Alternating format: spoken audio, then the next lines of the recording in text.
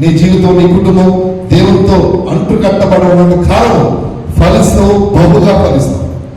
ఎప్పుడైతే దేవునికి వేరే పదవు ఎండిపోయే ప్రమాదము ఉంది. అందుకే చాలా మంది అన్యులు ప్రభువు నమ్ముతున్న కొత్తలో ఆరోగ్య బాగా చర్చకి వస్తారు, బాగానే వాళ్ళు వెళ్ళిపోతారు. లేకపోతే ఆర్థిక సమస్యలు ఉన్నప్పుడు చర్చకి వస్తారు, బాగానే వెళ్ళిపోతారు. లేకపోతే కుటుంబ సమస్యలు ఉన్నప్పుడు చర్చకి వస్తారు, బాగానే వెళ్ళిపోతారు. సంతానం కోసం వస్తారు, సంతాన కాలంగా మళ్ళీ వెళ్ళిపోతారు.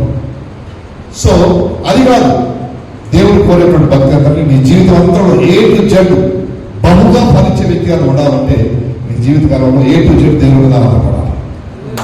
హల్లెలూయా. సో ఇది దేవుడు కూడా లక్ష్యమై ఉండాలా, గురే ఉండాలా, కోరిక ఉండాలా.